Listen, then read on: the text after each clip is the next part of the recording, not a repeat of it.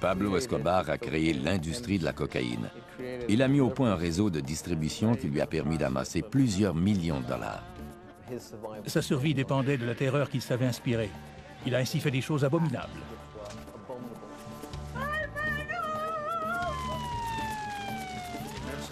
Il a déclaré la guerre à la Colombie, en quelque sorte. Et la Colombie lui a déclaré la guerre. Il était vindicatif et n'oubliait jamais un affront. Lorsque quelqu'un s'opposait à lui, il lui rendait la pareille et se montrait impitoyable. C'est le criminel le plus brutal et le plus insensible que le monde ait jamais connu.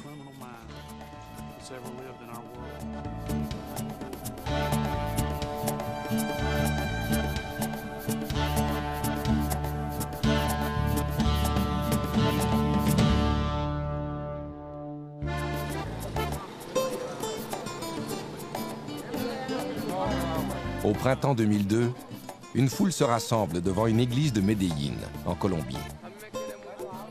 Hermilda Escobar, la mère du narcotrafiquant le plus célèbre au monde, est venue assister à la messe.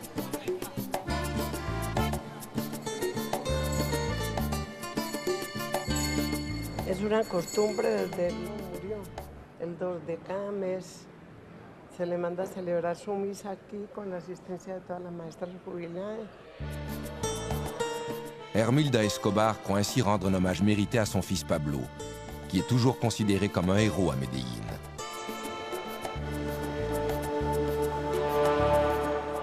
Pour le reste du monde, Pablo Escobar est l'un des criminels les plus dangereux de l'histoire. L'initiateur du trafic de la cocaïne, un pionnier dont l'héritage de violence et de corruption est toujours présent 10 ans après sa mort. Il a fait preuve d'une brutalité et d'une cruauté incomparables. Mais le terrorisme pratiqué par Escobar n'était pas nouveau en Colombie. Il existait bien avant sa naissance.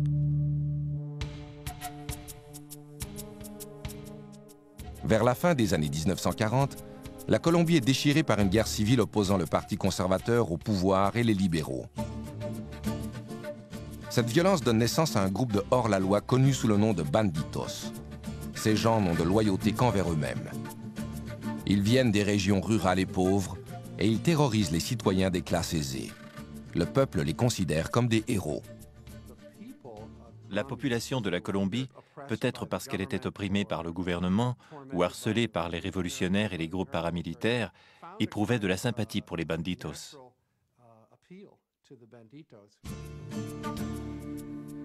Ces hommes sont une source d'inspiration pour le jeune Pablo Emilio Escobar Gaviria. Pablo est né le 1er décembre 1949. Il est le troisième des 7 enfants d'Abel de Jesus et de Hermilda Escobar. La famille vit dans la communauté agricole de Rio Negro, à 40 km de la ville de Medellín. Le père est agriculteur et la mère est enseignante. Elle venait d'une famille peu fortunée, mais elle était instruite. Elle avait réussi à faire des études au coût de nombreux efforts et elle voulait partager ses connaissances avec les autres. Mon père était propriétaire et éleveur de bétail à Rio Negro. Ses employés et lui se levaient à 4 heures chaque matin pour traire les vaches afin de produire du fromage, du beurre et du lait qu'ils vendaient ensuite au village. Abel et Hermilda se marient le 4 mars 1946. Pablo naît 3 ans plus tard et il attire immédiatement l'attention de son entourage.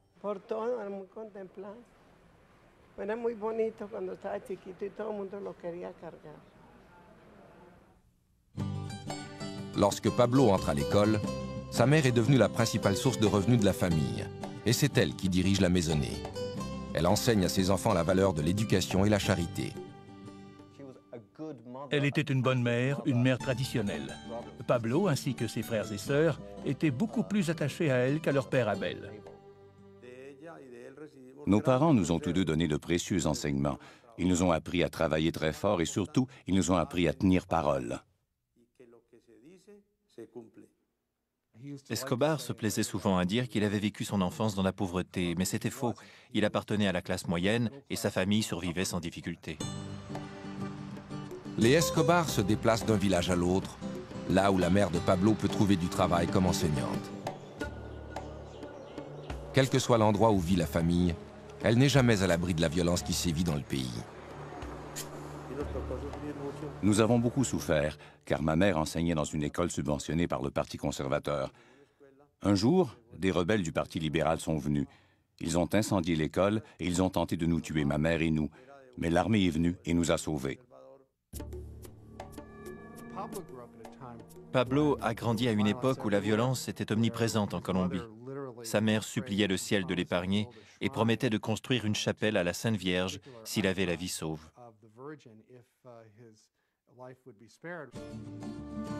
Comme la plupart des enfants colombiens, Pablo adore les récits relatant les exploits des banditos qui sillonnent le pays. Il admire leur indépendance et le fait qu'ils veillent sur les plus démunis. Il tente de suivre leur exemple. À l'école, certains de ses amis étaient plus pauvres que nous. Ma mère avait un crédit dans les commerces d'alimentation du quartier et Pablo l'utilisait pour offrir des aliments et des boissons aux enfants pendant la récréation. Le llevaba, metía entre la arepa, le sacaba el migajón a la arepa y echaba la carne o lo mejor que tuviera. Y se lo llevaba a un Cristo de limpias que yo tenía allá en la sala y le decía, pobrecito señor. En 1961, alors que Pablo a 12 ans, sa famille s'établit de façon permanente à Envigado, un village situé au sud de Medellín. Sa mère y ouvre une école primaire. L'année suivante, l'adolescent entreprend ses études secondaires à Medellín. Il se tient avec un groupe d'élèves qui appuient les politiques gauchistes et la révolution cubaine, survenue quelques années plus tôt. Pablo admire particulièrement la façon dont Fidel Castro a défié l'autorité et réussi à devenir le leader d'une nation. L'adolescent ne tarde pas à contester l'autorité de ses professeurs. Il est suspendu pour avoir volé les réponses d'un examen et les avoir partagées avec des camarades. Il commence à fumer de la marijuana et à sécher ses cours.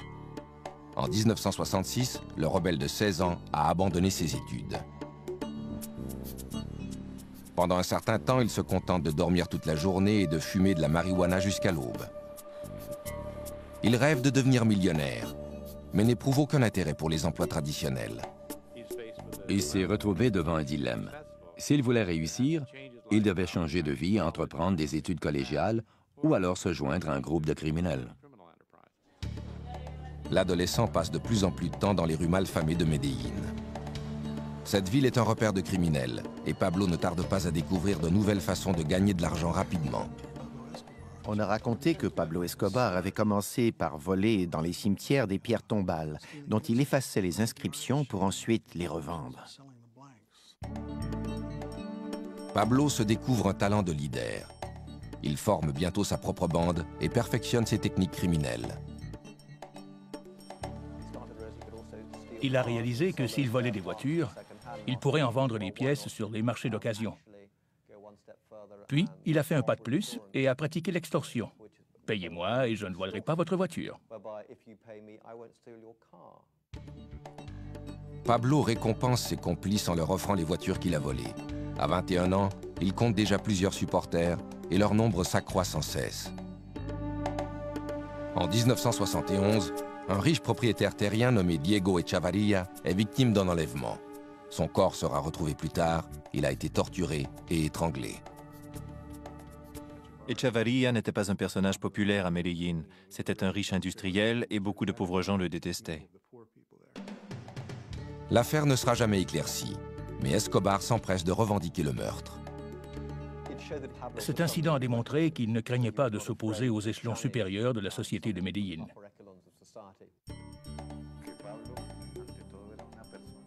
Pablo était un être très charismatique. Il avait beaucoup d'assurance et il était extrêmement convaincant. Il avait un ego démesuré. La mort d'Echavarria réjouit les pauvres de Medellín. Il commence à surnommer Escobar El Doctor. C'est une marque de respect.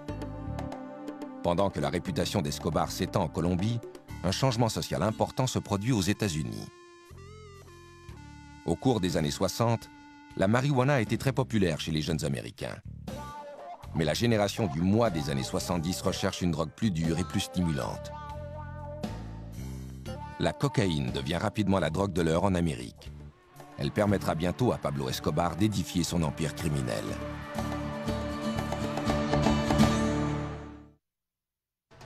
En 1972, à 22 ans, Pablo Escobar est déjà devenu un des criminels les plus redoutés de Medellín en Colombie. Il a volé des voitures, il a fait de la contrebande et il a même revendiqué le meurtre d'un riche propriétaire terrien. Il est maintenant prêt à étendre ses activités au-delà de Medellín. La cocaïne, extraite des feuilles du coca, que l'on trouve en abondance en Colombie, devient rapidement une drogue très populaire aux États-Unis. Escobar voit dans ce phénomène une occasion de s'enrichir. La marijuana et ensuite la cocaïne offraient aux jeunes l'occasion de s'enrichir rapidement. Ils étaient tous obsédés par l'idée de gagner beaucoup d'argent en peu de temps. Pourquoi passer 20 ou 30 ans de sa vie à gagner à peine de quoi vivre quand on peut obtenir $1 million du jour au lendemain? Ce genre de commerce est récent et relativement peu organisé lorsqu'Escobar commence à agir comme intermédiaire. Il achète de la cocaïne aux producteurs et la remet aux trafiquants qui l'expédient aux États-Unis. Escobar n'éprouve aucun scrupule à tuer et à torturer les gens, ce qui lui donne une longueur d'avance sur les autres trafiquants. Lorsqu'il entend parler d'une affaire lucrative, il s'en empare aussitôt. Il laissait toujours savoir à son entourage qu'il n'hésiterait pas une seconde à détruire quiconque lui mettrait des bâtons dans les roues ou menacerait la réussite de ses activités. S'il n'obtenait pas ce qu'il voulait, il faisait tuer les gens, et ça ne troublait pas son sommeil. Pablo Escobar se retrouve bientôt à la tête de l'industrie de la cocaïne en Colombie. Maintenant qu'il s'est imposé dans le milieu de la drogue, il peut obtenir tout ce qu'il veut, en particulier l'argent et le sexe. Il a toujours aimé la compagnie des adolescentes. À 25 ans, il apprend qu'une de ses petites amies est enceinte. En mars 1976, Pablo épouse une jeune fille de 15 ans, María Victoria Henao Vallejo. Leur fils, Juan Pablo, naît le mois suivant. 3 ans et demi plus tard, le couple aura une fille, Manuela. Il a dit à ma mère qu'il était très heureux et fier d'être le premier de la famille à lui donner un petit-fils. Il pensait et se comportait comme un criminel. Mais il aimait beaucoup sa famille. Il se montrait respectueux envers sa mère. Il veillait sur ses frères et sa femme et ses enfants étaient tout pour lui. Ce n'était pas un bon père au sens traditionnel du terme. Il trompait ouvertement sa femme et il avait des maîtresses partout où il allait. Mais en même temps, il se voyait comme un chef de famille, un père aimant. Et il éprouvait une véritable affection pour sa femme et ses enfants. Le trafic de stupéfiants d'Escobar progresse si rapidement en Amérique du Sud qu'il commence bientôt à expédier lui-même la drogue aux États-Unis. Un de ses associés, Carlos Leder, met au point un système de contrebande innovateur. Il a eu l'idée d'organiser un réseau de transport pour la cocaïne. Il a établi un point de transbordement dans un îlot des Bahamas. Il y a fait aménager des pistes d'atterrissage, des postes de ravitaillement et un hôtel offrant toutes les commodités. Pablo s'assure qu'aucun narcotrafiquant n'expédie de cocaïne hors de la Colombie sans son autorisation. Il exige une commission de 35% sur chaque cargaison et garantit son arrivée à destination sans encombre. Grâce aux sommes d'argent de plus en plus importantes qui lui sont versées, il construit ses propres laboratoires de transformation de la cocaïne. À l'été 1976, Escobar et 3 autres narcotrafiquants forment ce qui deviendra le cartel de Medellín. Le cartel avait une infrastructure à une époque où personne n'en avait. Pour expédier la cocaïne, il fallait des avions et un réseau de distribution. Ils avaient une entreprise qui prenait sa source dans la jungle et s'étendait jusqu'au coin de rue des villes américaines. À 29 ans, Pablo Escobar est le chef incontesté du groupe. Il offre des pots de vin à des juges, à des politiciens et à des policiers pour permettre à son entreprise de prospérer. Il a recours à l'intimidation et à la violence chaque fois que c'est nécessaire. Le mot d'ordre qui régit ses activités est « plata o plomo », l'argent ou le plomb. Tu acceptes l'argent ou tu meurs. Et dans presque tous les cas, plata o plomo, les gens choisissaient l'argent. C'est le propre de la nature humaine. Escobar consacre toutes ses énergies à son empire. Contrairement à ceux qui travaillent pour lui, il consomme rarement la poudre blanche dont il fait le commerce. Il avait la réputation de consommer très peu de cocaïne. Il avait tendance à traiter avec mépris les gens qui avaient une dépendance à cette drogue. En 1979, le cartel de Medellín contrôle plus de 80% de l'industrie américaine de la cocaïne, évaluée à plusieurs milliards de dollars. Pablo Escobar est maintenant un homme très riche. Il se fait construire une propriété de 63 millions de dollars, appelée Hacienda Los Napoles, à 130 km à l'est de Medellín. Le petit avion qui a été utilisé pour expédier sa première cargaison de cocaïne est exhibé fièrement à l'entrée du domaine de 3000 hectares. L'immense propriété comprend 20 lacs artificiels, une piste d'atterrissage, un héliport, 6 piscines et un jardin zoologique peuplé d'animaux exotiques. Il ne savait pas quoi faire avec son argent, alors il a aménagé un immense jardin zoologique peuplé de centaines d'animaux, comme des éléphants, des rhinocéros et des girafes. Pablo a fait des efforts pour partager son opulence avec le peuple. Les gens venaient en autobus de Medellín pour visiter sa propriété. Conscient que sa réputation de criminel grandit, Escobar commence à se comparer à d'autres hors-la-loi légendaires. Il achète une berline criblée de balles des années 30 et affirme qu'elle a appartenu à Bonnie et Clyde. Il lui arrive même parfois de se costumer comme son héros, le révolutionnaire mexicain Pancho Villa. Pablo était fasciné par ce rebelle latino qui avait osé s'attaquer aux Nord-Américains.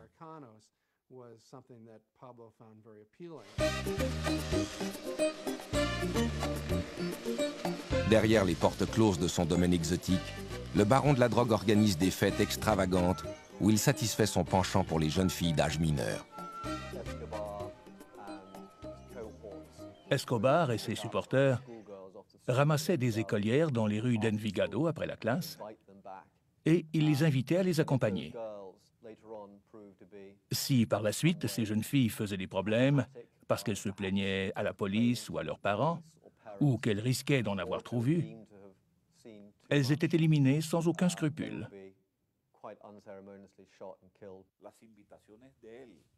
L'élite de la société colombienne attendait avec impatience ces invitations, car Pablo était considéré comme le meilleur hôte d'Amérique latine. Ces réceptions étaient de véritables orgies où les invités étaient assurés de trouver de très belles femmes et des alcools de choix.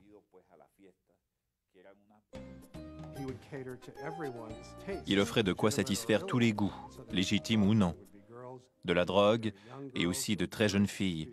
Il y avait des concours sexuels très bizarres, ainsi que des jeux érotiques. Parfois, Escobar ordonne aux jeunes filles de se dévêtir et de grimper à un arbre pendant que les invités contemplent le spectacle. Il organise aussi des concours. La jeune fille qui court le plus vite repart avec une voiture toute neuve.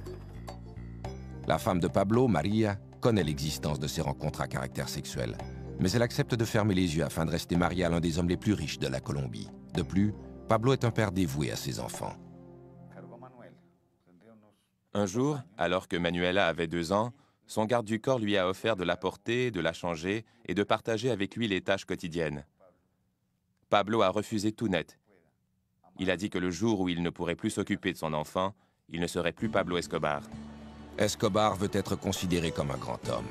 Il distribue plusieurs millions de dollars pour venir en aide aux pauvres. Il construit des routes, des terrains de soccer et même un complexe de logements sociaux, le Barrio Pablo Escobar. Pablo n'aimait pas voir souffrir les gens. Il croyait que tous les pauvres devaient vivre dans la dignité et avoir des écoles et des églises bien à eux. Il voulait leur offrir une vie convenable. En réalité, Escobar rêvait d'être un Robin des Bois. Il voulait que la population l'appuie. Il voulait devenir le héros de la classe ouvrière et des paysans. Désireux d'améliorer son image, Escobar se présente au Congrès colombien en 1982. Il était tout puissant dans le milieu criminel. Il a commencé à chercher des moyens de légitimer son industrie tout en augmentant son pouvoir personnel. Le criminel de 32 ans est élu substitut au Congrès, ce qui lui permet de remplacer un membre durant son absence. Escobar considère cette nomination comme une preuve de l'affection que lui porte son peuple. Il ne pensait pas être tellement différent des autres politiciens, dont plusieurs acceptaient déjà son argent. Il ne croyait pas être pire que certains d'entre eux.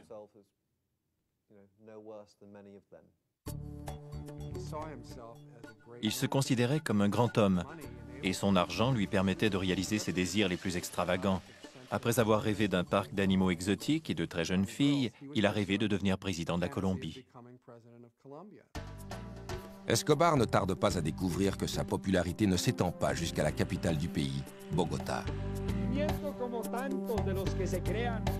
Le candidat présidentiel Luis Galán dénonce les liens qu'Escobar entretient avec le trafic de la cocaïne.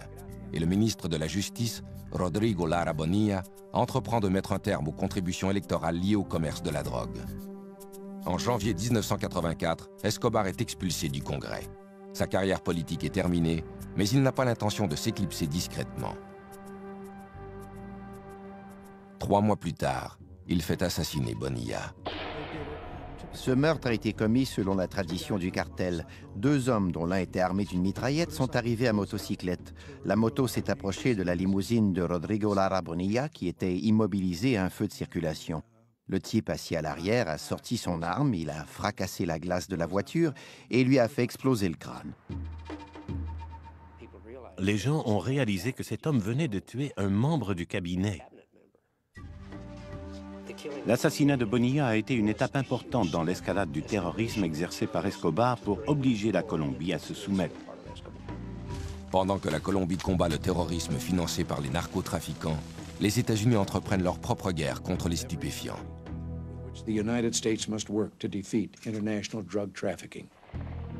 Escobar devra bientôt affronter une nouvelle menace, à laquelle il réagira par une série d'attentats brutaux.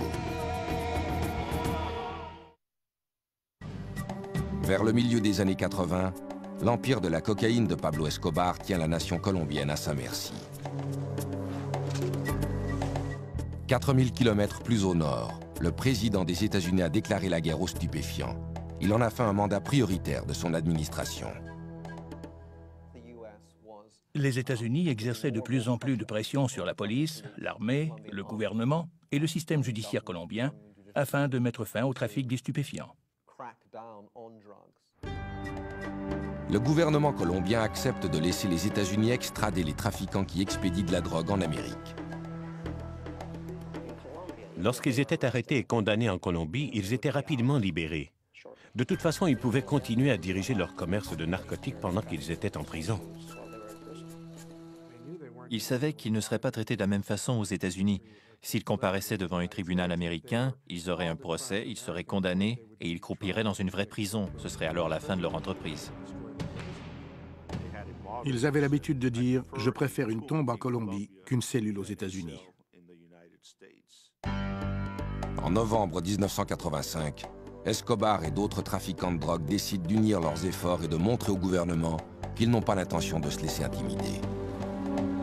Escobar fait appel à un groupe de guérilleros de gauche pour lancer un assaut contre le palais de justice qui abrite la Cour suprême de la Colombie. Les guérilleros armés de mitraillettes, de roquettes et de grenades font irruption dans l'édifice et attaquent les juges de la Cour suprême. L'armée colombienne riposte avec des chars et des troupes d'assaut.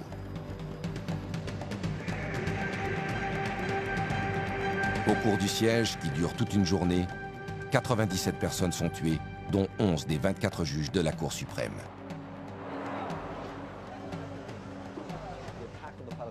L'assaut livré contre le palais de justice a été un autre moment décisif dans l'histoire de la Colombie.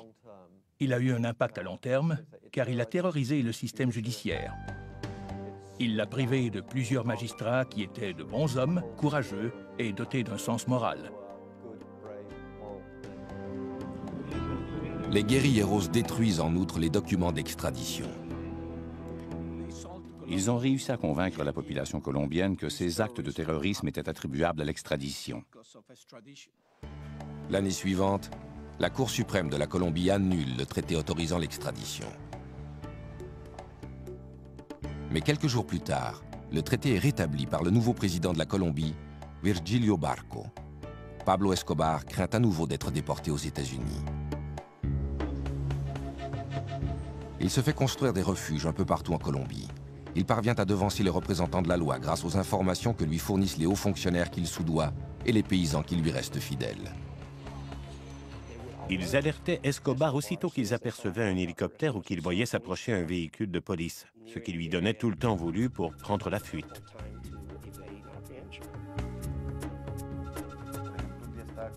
Je me souviens qu'à un moment donné, il y avait 2 hélicoptères qui survolaient l'édifice pour tenter de le repérer. N'importe qui d'autre aurait fui en toute hâte, mais Pablo a pris le temps de se peigner et de se raser.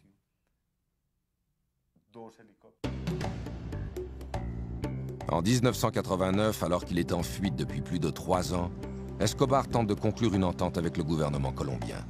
Il accepte de se livrer aux autorités à une condition, celle de ne pas être extradé en Amérique. Le gouvernement refuse. Pablo n'apprécie pas cette réponse. Le 18 août, le candidat favori de la campagne présidentielle, Luis Galán, doit prononcer un discours à l'occasion d'une assemblée électorale. Luis Carlos Galán était en quelque sorte le John F. Kennedy de la Colombie. Le peuple l'aimait beaucoup. Il était opposé à la drogue et favorable à l'extradition. Et l'extradition était un sujet de préoccupation constant pour Escobar. Au moment où Galán va prendre la parole, il est abattu par un des tueurs d'Escobar. Cet assassinat bouleverse toute la nation. Les Colombiens ont réagi comme la population des États-Unis l'aurait fait. Un candidat présidentiel très populaire avait été abattu et ils savaient qui était responsable de ce meurtre.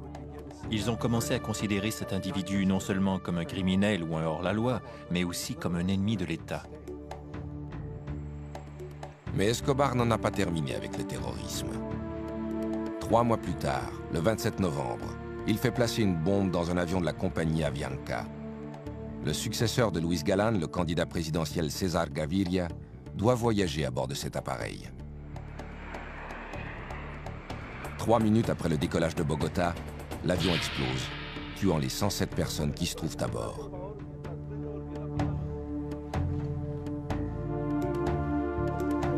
Gaviria, comme on le découvrira plus tard, n'était pas dans cet appareil. Cet attentat s'ajoutait à plusieurs autres et il n'y avait aucune explication. Dans la plupart des cas, il ne disait pas « c'est nous qui l'avons fait », il le faisait tout simplement.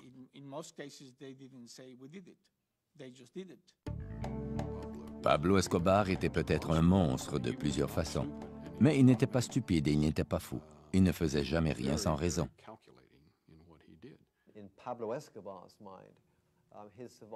Pablo Escobar croyait qu'il devait faire régner la terreur pour assurer sa survie. Cela l'amenait à faire des choses effroyables. Il en est venu à ne plus accorder aucune importance à la valeur d'une vie humaine. À la fin de la décennie, Pablo Escobar a créé un climat de violence qui déchire la Colombie. Seulement à Medellín, plus de 200 meurtres sont commis chaque fin de semaine. Pendant ce temps, l'empire des narcotiques d'Escobar continue de prospérer. En 1990, le magazine Forbes rapporte que le narcoterroriste de 40 ans est l'un des hommes les plus riches au monde. Sa fortune est évaluée à 3 milliards de dollars. Mais son nom fait aussi partie d'une autre liste, celle des narcotrafiquants les plus recherchés par les États-Unis. Pablo Escobar devra bientôt affronter une unité militaire d'élite créée dans le seul but de le traquer.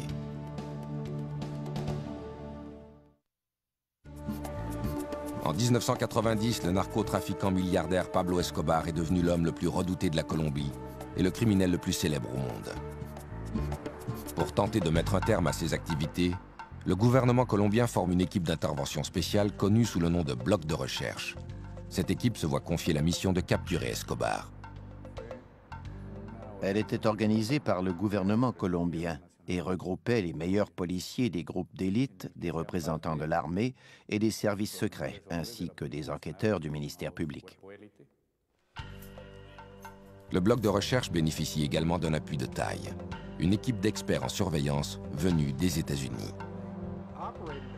Ils survolaient la région dans des petits appareils qui ressemblaient à des avions privés Beechcraft, mais qui étaient en réalité des avions espions de 50 millions de dollars. Des antennes et des dispositifs d'écoute leur permettaient de détecter toutes les communications électroniques échangées dans la région. L'équipe de surveillance est souvent horrifiée par la brutalité d'Escobar, qui se manifeste même pendant ses appels téléphoniques à sa famille. Au cours d'une conversation qui a été interceptée, il parlait à sa femme et il lui disait combien il l'aimait, pendant qu'à l'arrière, on entendait un individu hurler. Il essayait sans succès de couvrir le combiné, et il criait « Mettez-lui quelque chose sur la bouche ». Puis il continuait de dire à sa femme combien elle lui manquait. Escobar ne reste jamais longtemps au même endroit. Mais lorsque la police colombienne et le bloc de recherche tuent certains de ses associés, le baron de la drogue comprend qu'il ne pourra leur échapper indéfiniment. Il élabore alors un plan. 3 semaines après l'entrée en fonction du nouveau président César Gaviria, en août 1990, les acolytes d'Escobar kidnappent des membres de certaines familles fortunées de la Colombie. Pablo espère que ces familles exigeront que le gouvernement mette fin à l'extradition, ce qui lui éviterait d'être envoyé aux États-Unis pour y subir son procès. Il a enlevé des enfants et menacé de les tuer. Il espérait que certains membres en vue de ces familles, qui avaient déjà été présidents ou leaders politiques, fassent pression sur le gouvernement pour que leurs héritiers puissent être libérés sains et saufs. Le stratagème d'Escobar porte fruit. Pour mettre fin aux enlèvements, le gouvernement déclare l'extradition illégale. Assuré désormais de ne plus être extradé aux États-Unis, Escobar se rend aux autorités le 19 juin 1991. Il a conclu une entente avec César Gaviria, la plus avantageuse de tous les temps pour un criminel. Il a accepté de reconnaître sa culpabilité à un crime relativement mineur. En échange de cet aveu, tous les crimes qu'il avait commis par le passé lui seraient pardonnés. Nous avons tenté de lui démontrer que s'il décidait d'avouer certains crimes, il allait se retrouver en prison, en sécurité. Nous avons sous-estimé le degré de corruption et d'intimidation dont Escobar était capable. Le gouvernement colombien et César Gaviria ont fait la manchette des quotidiens américains en annonçant qu'ils avaient arrêté Pablo Escobar. Ils n'ont cependant pas précisé que la prison avait été construite selon les spécifications d'Escobar et qu'il avait lui-même choisi ses gardiens ainsi que les prisonniers qui allaient l'accompagner. La prison, appelée la cathédrale, est construite à flanc de montagne, dans le paysage verdoyant d'Envigado, à proximité des amis et de la famille d'Escobar. À son arrivée, le complexe ressemble davantage à un club sportif qu'à une prison. Il y a fait aménager un terrain de soccer et il a fait construire une discothèque où il accueillait des amis et des femmes pour faire la fête. C'était une farce monumentale. Le plus incroyable, c'est que la police nationale colombienne, dont faisait partie le bloc de recherche du colonel Martinez, n'était pas autorisée à s'approcher à moins de 20 km de la prison. Escobar va et vient comme il l'entend. Il assiste à des matchs de soccer à Medellín et fréquente les boîtes de nuit d'Envigado. La femme et les enfants d'Escobar lui rendent visite régulièrement. La cathédrale leur offre tous les conforts du foyer, y compris une maisonnette construite expressément pour sa fille de 11 ans, Manuela. La sentence d'emprisonnement prononcée contre Escobar est une plaisanterie. Mais le gouvernement a réussi à rassurer la population. Il lui a donné ce qu'elle réclame, la fin de la terreur. Jusqu'à un certain point, Gaviria a réalisé le vœu le plus cher des Colombiens en mettant un terme à ce cycle de violence. Pendant toute son incarcération, Escobar continue de diriger son entreprise de trafic de cocaïne évaluée à plusieurs milliards de dollars. Et il est plus impitoyable que jamais. Il a entendu dire que des membres du cartel de Medellín profitaient du fait qu'il n'était pas constamment en liberté pour le voler. Escobar fait amener ses hommes à la prison. Il les torture en leur perforant les genoux et en leur arrachant les ongles, puis il les tue. Cette fois, Escobar est allé trop loin. Quand la nouvelle de ces meurtres brutaux se répand, les autorités gouvernementales ne peuvent plus ignorer les gestes posés par Escobar. Le 22 juillet 1992, le président Gaviria ordonne qu'Escobar soit transféré à une véritable prison. Mais Pablo soudoie une patrouille de soldats et prend la fuite. Il y avait une blague qui circulait en Colombie. Combien faut-il de soldats colombiens pour faire sortir Escobar de prison? La réponse était un seul pour ouvrir les portes et 5000 pour le regarder sortir. Escobar est maintenant libre, mais il a des ennemis partout et de moins en moins d'endroits où se réfugier.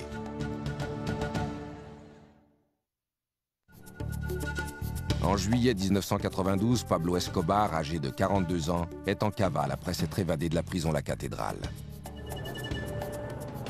Les gouvernements américains et colombiens sont décidés à traduire en justice le caïd de la drogue. Après son évasion, tout a commencé à s'écrouler. À la cathédrale, il avait effectivement bénéficié de la protection du gouvernement. Et soudain, la meute était de nouveau à ses trousses. Ses amis ont commencé à le laisser tomber. Il se croyait probablement plus puissant qu'il ne l'était en réalité. Il était encore très riche, mais il n'inspirait plus autant de crainte. Escobar tente fébrilement de négocier une nouvelle entente avec le gouvernement. César Gaviria, en collaboration avec le gouvernement des États-Unis, je crois, avait décidé de refuser désormais toute négociation avec Pablo Escobar. Il voulait le traquer et le tuer. Par le passé, Escobar a eu recours au terrorisme pour convaincre le gouvernement de satisfaire à ses exigences. Il décide d'utiliser à nouveau cette tactique. Le 30 janvier 1993, il dépose une bombe dans un véhicule garé près d'une librairie, dans une rue très fréquentée de Bogota. La bombe explose alors que le commerce est rempli d'enfants et de parents venus acheter du matériel scolaire. L'explosion fait 21 morts et plus de 70 blessés. Aucune des victimes n'était liée au commerce des stupéfiants. C'était une bombe sensible précise qu'il avait décidé de faire exploser pour livrer un message au gouvernement de la Colombie. Le gouvernement n'est pas le seul problème d'Escobar. Depuis son évasion de la prison, les citoyens colombiens ont décidé que si la police ne parvenait pas à l'arrêter, ils allaient le faire eux-mêmes. Ils forment un groupe de justiciers appelé Los Pepes, un acronyme pour « le peuple persécuté par Pablo Escobar ». Los Pepes était reconnu comme une organisation regroupant des citoyens colombiens, des membres de familles dont les fils, les frères ou les maris avaient été tués par Escobar. Le groupe comptait aussi des mécontents du cartel d'Escobar et des membres de cartels rivaux. Los Pepes ne tarde pas à exercer des représailles. Dès le lendemain de l'attentat de la librairie, des bombes explosent devant une des résidences d'Escobar et une hacienda appartenant à sa mère est rasée par un incendie. Plutôt que de traquer Escobar lui-même, ils ont commencé à pourchasser tous ceux qui étaient associés à Escobar, professionnellement ou personnellement, et ils les ont tués.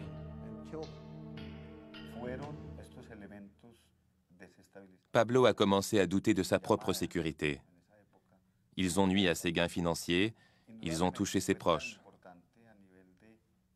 Et surtout, ils ont miné son moral en attaquant les symboles qui lui tenaient le plus à cœur. Ils ont utilisé contre lui ses propres techniques. Ils ont traqué sa famille et tué beaucoup de gens. Ils ont brûlé des ranchs et tué ses chevaux évalués à plusieurs millions de dollars. L'ennemi numéro 1 de la Colombie se fait rendre la monnaie de sa pièce.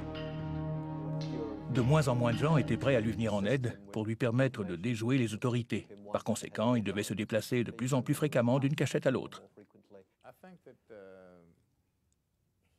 Je pense qu'il s'est rendu compte que plus personne ne voulait l'aider, qu'il n'avait plus de temps, plus de refuge, et que la chance l'avait abandonné. Escobar tente de faire sortir sa famille du pays, mais les autorités lui refusent ce privilège. La dernière chose que souhaitait la Colombie, c'était que la famille d'Escobar disparaisse à ce moment précis. Elle savait que si ses proches restaient au pays, il allait constamment s'inquiéter de leur sort, car il savait que les Pepes allaient les tuer dès qu'ils en auraient l'occasion. Sa famille était son talon d'Achille. Il voulait la faire sortir du pays et la mettre à l'abri dans un endroit sûr où il n'aurait plus à s'inquiéter de son sort. Il aurait ainsi pu se consacrer librement à la guerre qu'il livrait au gouvernement de la Colombie. À l'automne 1993, le cartel de Medellín est démantelé.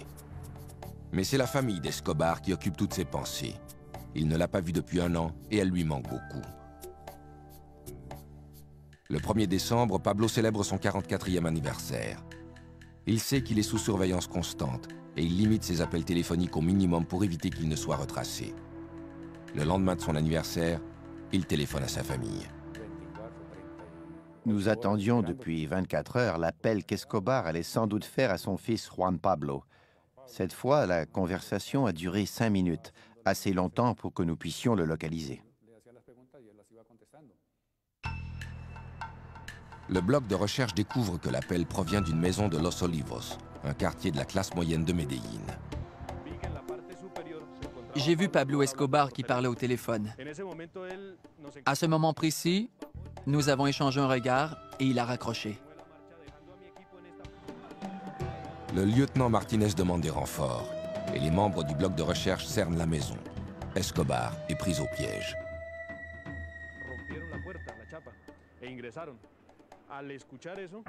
Ils ont enfoncé la porte et pénétré dans la maison. Le garde du corps de Pablo, El Limón, est alors apparu à la fenêtre là-haut et il est sorti en faisant feu sur les policiers. Il a été touché, il est tombé sur le sol. Escobar est sorti par la fenêtre avec une arme dans chaque main. Il tira à l'intérieur et à l'extérieur en hurlant des injures à la police. Il a retiré ses pantoufles et sauté sur le toit. Nos balles l'ont atteint alors qu'il tentait de se relever.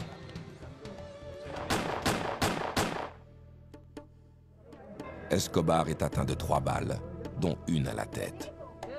Il meurt sur le coup.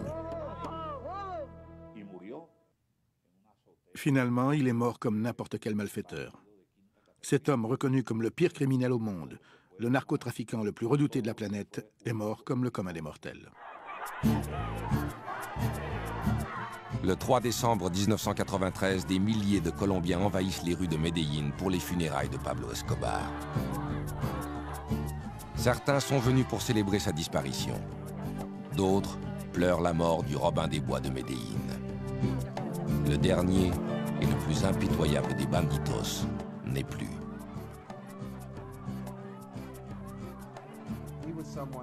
Le peuple colombien le craignait et n'éprouvait pas tellement de respect pour lui, mais en même temps, il était l'un des Colombiens les plus réputés et les plus prospères de tous les temps. Quand il a finalement été traqué et tué, je crois que la fierté nationale s'en est un peu ressentie. Demandez aux chauffeurs de taxi, allez dans les quartiers modestes et parlez-leur de l'image que Pablo a laissée à Medellín. Ils vous diront tous que c'est une excellente image, très positive. Je n'ai jamais connu de criminel aussi endurci depuis. C'est probablement l'homme le plus brutal et le plus impitoyable qui ait jamais existé.